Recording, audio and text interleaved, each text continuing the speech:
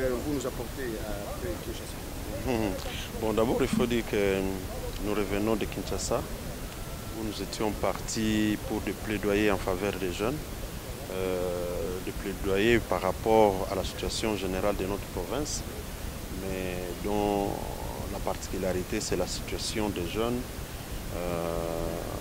dans les territoires et villes qui composent la province Nord Kivu. Et vous savez que nous étions inquiets par des tentatives d'incursion, d'abord à Nyiragongo et par la suite dans les territoires de Rutshuru. Mais le fait que les taux de criminalité persistaient et restaient au statu quo, nous nous sommes dit, y compris même les tueries dans les Grands Nord, nous nous sommes dit qu'il faut faire une note de plaidoyer à valoir auprès des institutions constitutionnelles. Mais alors nous rentrons avant de finaliser le travail. Pourquoi? C'est parce que le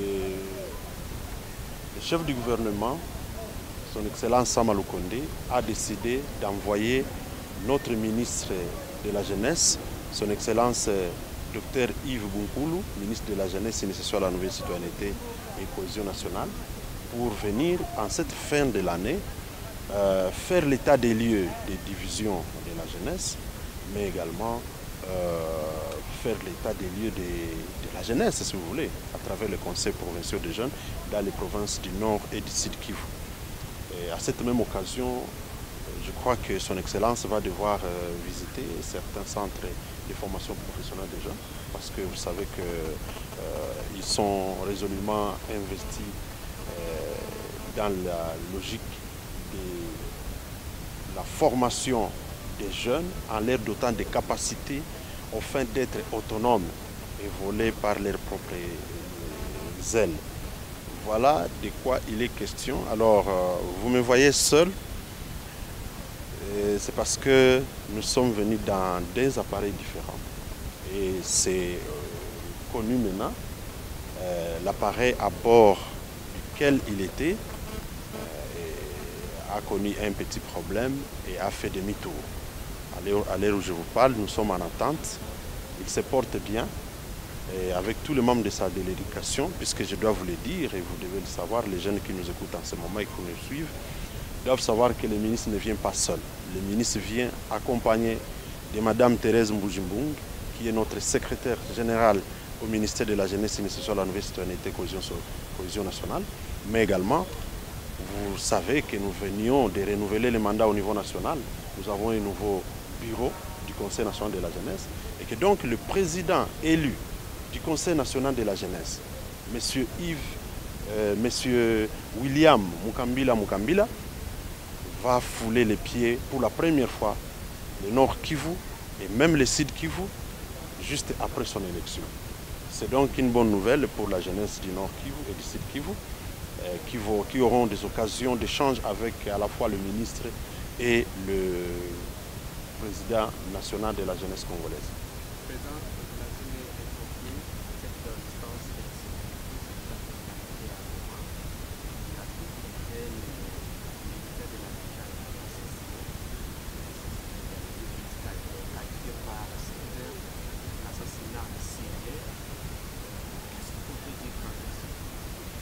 D'abord, les assassinats qui continuent dans les villes et territoires. Goma, Beni, Butembo, Walikale, Masisi, Rutshuru, Nyiragongo, Lubero, territoire de Beni. Nous pensons que ce sont des morts de trop. Au regard de la petite histoire de notre province, nous avons perdu des milliers et des milliers de Congolais dans des guerres en répétition et injustifiées. Pourquoi? Parce qu'il y a seulement de la convoitise par rapport à nos ressources. Mais nous pensons également que le taux de criminalité en ville de Goma ne doit qu'être condamné. Et que donc, nous, comme président de la jeunesse du Nord Kivu, nous condamnons cet assassinat et nous pensons que c'est ici l'occasion de nous tourner encore une fois vers nos gouvernants, vers l'autorité provincial militaire pour que justement il puisse user de tous les moyens qui sont à sa disposition par l'état de siège pour se rassurer que l'autorité de l'État est vraiment rétablie puisque ça fait partie des objectifs de l'état de siège. Mais également, nous estimons qu'il faille qu'il responsabilise les autres responsables à différents niveaux, notamment les maires et les bourgmestres. Pourquoi? Et même les administrateurs, pourquoi? Parce qu'il faille que chacun joue sa partition dans son entité respective. Il ne faut pas laisser la situation sécuritaire au seul gouverneur. Il faut que le maire s'assume, il faut que les administrateurs s'assument, il faut que les bourgmestres s'assument et que ça doit aller jusqu'au niveau des autorités locaux, c'est-à-dire au niveau des quartiers et des avenues. Et pour cela, je vais demander, en tant que président de la jeunesse, aux jeunes, quant à ce qui les concerne, de faire plus de vigilance et de collaborer.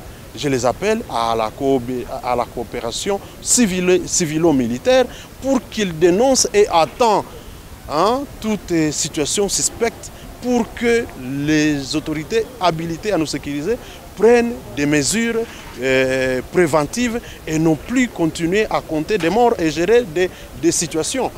Voilà ce que nous pouvons dire. Est-ce que vous êtes d'accord avec l'accord qui a été signé récemment entre la police rwandaise et celle congolaise pour sécuriser la ville de Goma?